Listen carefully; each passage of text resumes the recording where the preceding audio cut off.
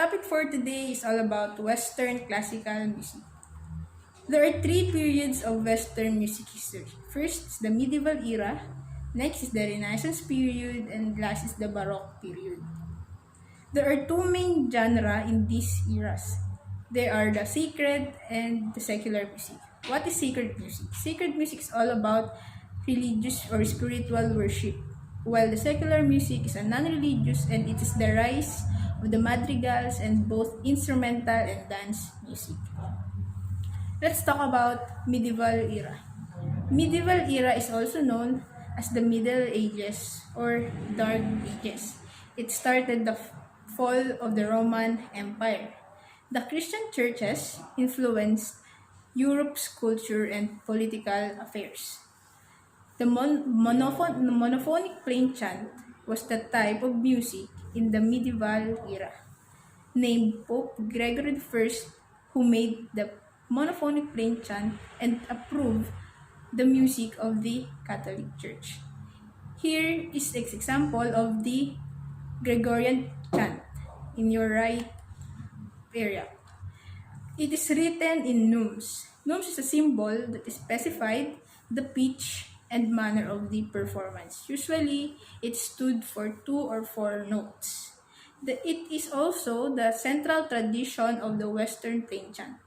It is a form monophonic and unaccompanied sacred song of the Western Roman Catholic Church. Here are the characteristics of the Gregorian chants. First is monophonic. When you say monophonic, it also consists a single musical line without accompaniment. There's no instruments with it. Next is free meter. There is no regular and no repeating rhythm. Next, it is based on Latin liturgy and the use of the num notation. In this era, most of the songs emerged and performed across Europe by the group of musicians called troubadours. Their music characteristics are usually monophonic and with improvised accompaniment. It also tells about chivalry and courtly love, originated in France and written in French. It also interprets the also love songs, the feelings and the emotions. Next, here is the composers. The famous composer in the medieval era. He is Adam de la Halle. He is from France and one of the oldest composer of secular music. Again, when we say secular music, it is non-religious. His literary and musical works is all about chansons and poetic debates. His musical play that is famous is the Le Jeu de Robin et de Marion, that is considered as the earliest surviving secular French play with music. Next period is the Renaissance period. The Renaissance comes from the word renatire, which means revival, rebirth, or rediscover in the spiritual sense. It is also considered as the period of looking back, and secular music is more prominent than a sacred music. So, in this period, there are more secular music than sacred music. It is also the golden age of a cappella choral music. The prominent instruments here in the Renaissance period is the lute. Here is the example of a lute. There are characteristics of Renaissance period. First is the polyphonic. When we say polyphonic, it consists of 2 or more simultaneous lines, wherein it is independent with its melody, and the imitation among the voices is common. There are 2 types of vocal music. First is the mass. When we say mass, it is a form of sacred musical composition, wherein that sets text of the Eucharistic liturgy. The characteristics of the Mass is polyphonic. Again, when we say polyphonic, it consists of 2 or more melodic lines and can be sung by a cappella or the orchestral accompaniment. Here are the 5 examples of main section of the Mass. Next, when we say madrigal, madrigal is a secular vocal polyphonic which it is originated from Italy. It expresses in poetic text and sung during courtly social gatherings. And it is the most important form of music in the Renaissance period. Its characteristics are polyphony, sung in a cappella, and frequently with 3 to 6 voices. Here is the famous composer of the Renaissance period. He is Giovanni Pierluigi da Palestrina. He is the greatest master of the Roman Catholic Church music. And next, Thomas Mordy. He is famous in his secular music. Here are his works: The April is in my mistress' face, and Fire, Fire, my heart. Next,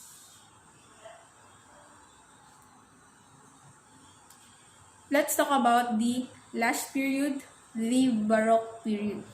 The Baroque is derived from the Portuguese word barroco, means pearl of irregular shape. The new instruments and techniques changed its musical notation and the development of the music. Major and minor tonality is also created in this period. A lot of the musical terms and concepts that evolved in this era are still used as of today. Here are the characteristics of Baroque music. First, the melodies and sounds elaborate and they are not easy to sing or to remember. There is dynamic contrast between alternation of the loud and soft. There are different music genres. There are 6 music genres, and it also consists of orchestra of the strings, which is accompanying part of the bass line, and harmonies typically played by the keyboard instruments and other instruments such as cello or the lute. The harpsichord and the organ are the most used instrument in this period. Here is the type of the organ and the harpsichord. Here are the music genres of the Baroque period. First, concerto. When we say concerto, it is an orchestral music that can be solo and accompanied by an orchestra.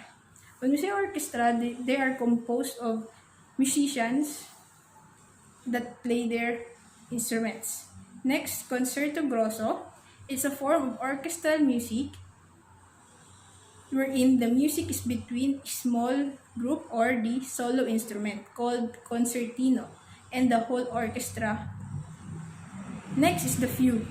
It is developed by imitative counterpoint, but it is also written in 3 or 4 parts with a main theme called subject. There is subject in this genre, and the entire piece grows in the strong musical character. Next is the oratorio. When we say oratorio, it narrates the religious themes, and unlike the usual theatrical works, this is usually performed without the use of costume, sceneries, and action. It is usually written in the native language and intended audience. Next is the chorale.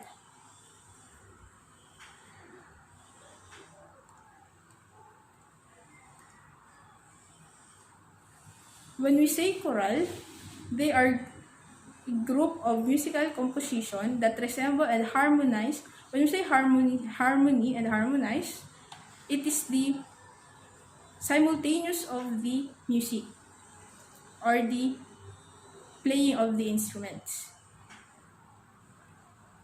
Next, the famous composers of the Baroque period. The famous composer in the Baroque period is Johann Sebastian Bach. He is a German composer where he plays organ, harpsichord, viola, and violin. His most pieces is Toccata and Fugue in D minor. He is also known as one of the best composers of all time. Next is George Friedrich Handel. He is a German-British composer where his famous piece is La Rejoicance.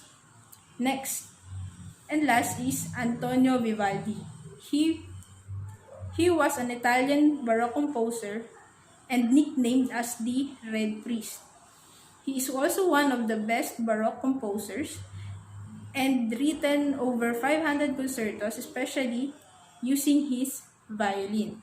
The Four Seasons is the Vivaldi's most famous piece, and it is set of 4 concertos, one for each season. That's all for today.